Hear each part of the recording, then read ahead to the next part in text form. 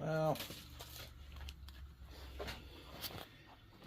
I'm not pulling the Welch plug, but I got her straight off of Scamazon, straight out of the Republic of China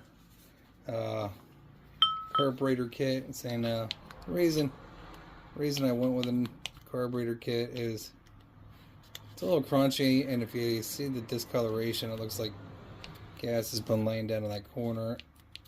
It probably would still work, but I was having a hard time getting this guy running. So it happens when you let fuel sit in it for a long time. The inside had, because this is a breather and there's dirt in here, and the air filter was caked pretty good, and I cleaned it off as best as I could, but I started digging, and these are kind of a pain in the butt because the EPA locks you in on these, so you can't really do a whole lot further out. You can break them off, you can grind the outside of that off and try to fiddle with it that way, but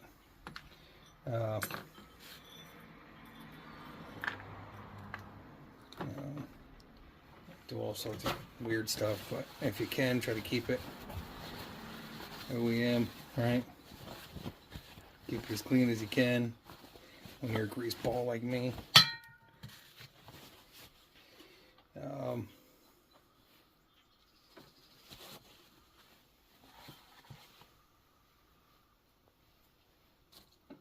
Shine.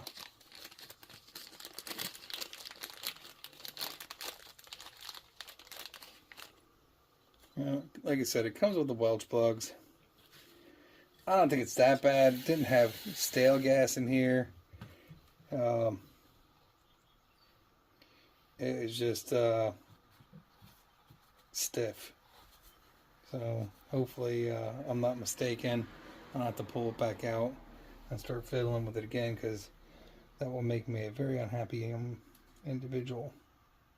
So, but if you look at the newer gasket, you can see there's a ripple in it, you know, and it's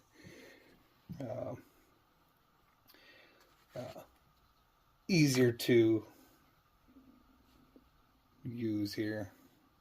I guess what I'm looking for. I don't know what words I'm looking for. Make sure I'm putting it back together right. Do-do-do-do-do.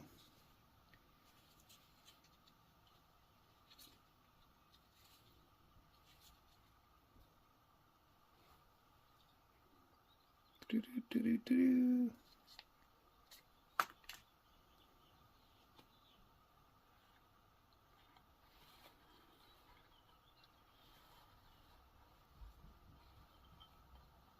Why the flash is on, I don't know, but I just noticed the flashlight is on. And that little nub is supposed to help me hold it in place, but I need a little grease, and we can turn the flashlight off, I think.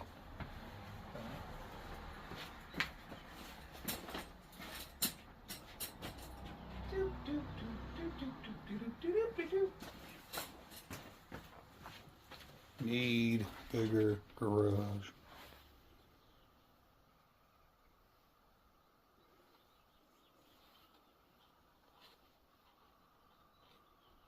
Yeah, I wish when we were like in our early teens and stuff like that, YouTube was around, although I'm sure a lot of what we were doing was probably borderline illegal. But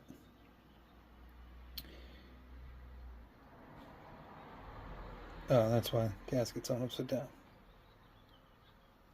Harder.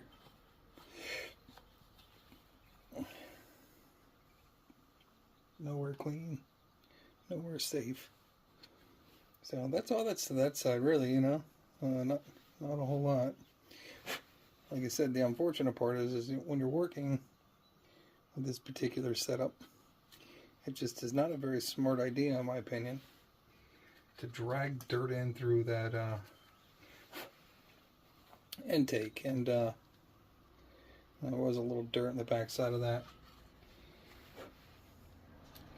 There's a rubber grommet around here I hope I can find, because I didn't see it in the dish.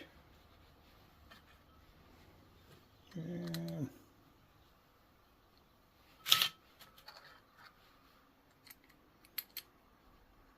we'll pull the other set apart because I have the diaphragm anyway. I have to go get the Felipe anyway.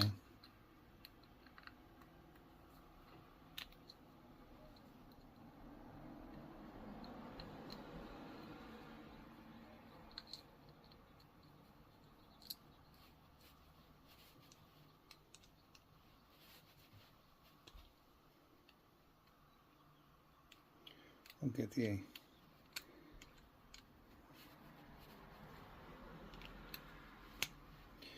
other unit in there in a minute.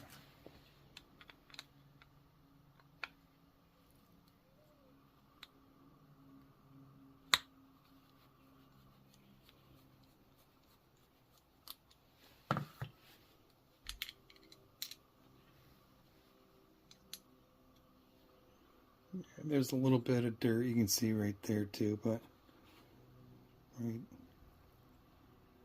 there. See? It's just you know, it happens. This side I don't see a whole lot. There's nothing.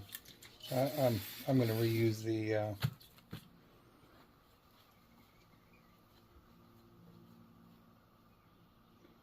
this gasket may have been replaced already once, but I'm going to reuse that gasket because it doesn't seem terrible, but we'll give it a once over here.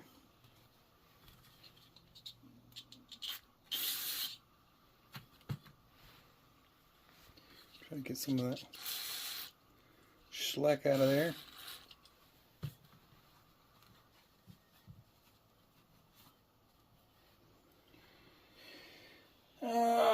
Let's see. What do we feel? Alright, well, you got me. We'll do it. I don't think it's terrible, but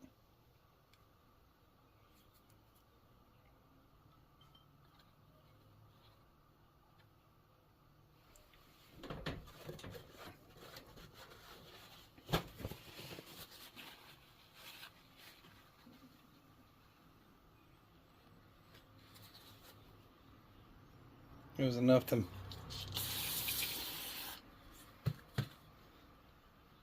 make it hard to start, so I'm usually pretty good at poking all the holes. Watch your eyes. It's sometimes best if you leave the you push the needle in and you leave the diaphragm side off, so that this guy can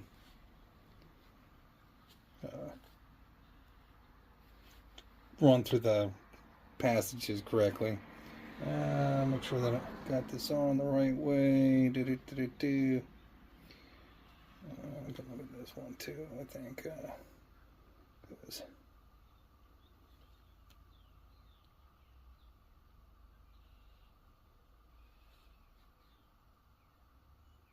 Long passage on that side. Come on, really?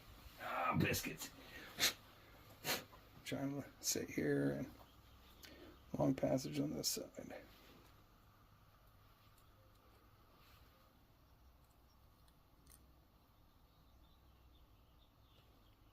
Long passage on that side. With the nippler at the top. Gasket. Guess we'll put in a gasket on here too. Yep. Dropping everything.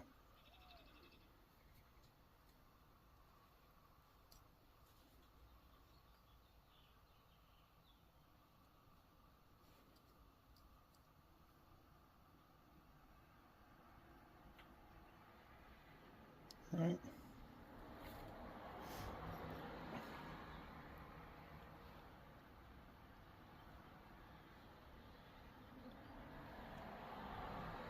Nope.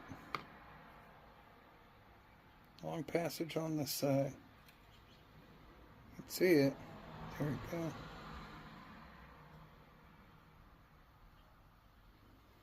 And gasket on here.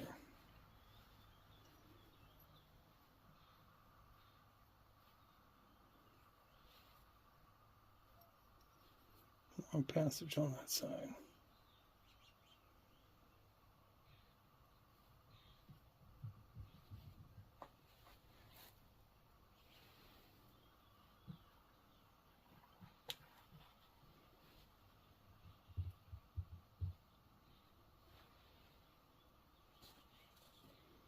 And let's go.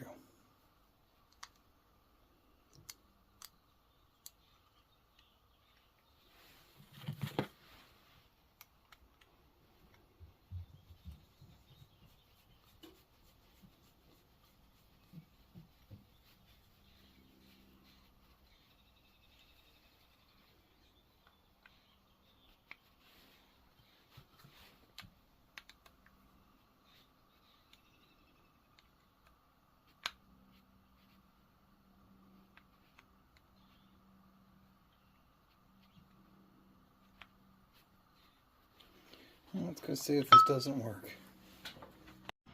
Incoming stitch. So it's deceiving.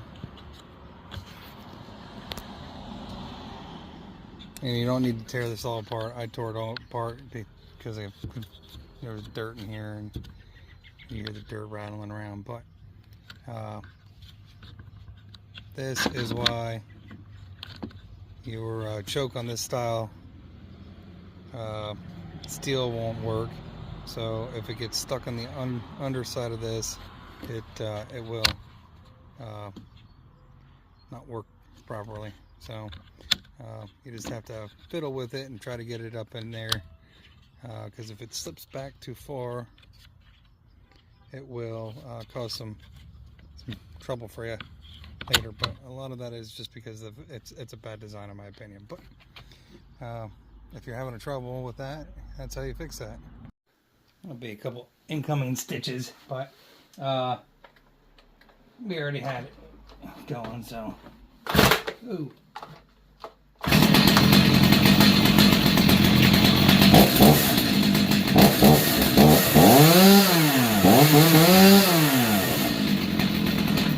Chain might be a little tight. Yeah, we can adjust it out, but it came in, it was loose as heck, so we got some fresh gas in here. I use clots. I use Ben oil and just about everything, or bean oil, however you want to say it. I say Ben oil because it's or benol. Just the way I set it for probably 25-30 years, I guess. Anyway, this guy came in with the infamous choke lever issue, and I got it squared away. I replaced the diaphragm because the diaphragm was a little crunchy, and it was definitely a little hard for me to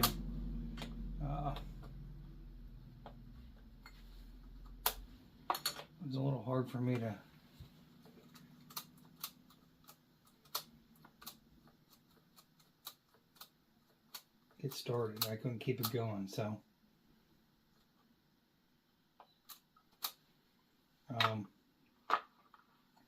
hopefully this will be a good service unit for them. I have a 362, I think, 361, I don't remember. I get them confused. When you're doing this, you gotta make sure you don't bust your knuckle on the chain. It's always best to try to pull forward or pull towards you. My shoulder is absolutely killing me. These guys are just, these two strokes are just too hard on my shoulders anymore. So yeah, but I'd say this guy is definitely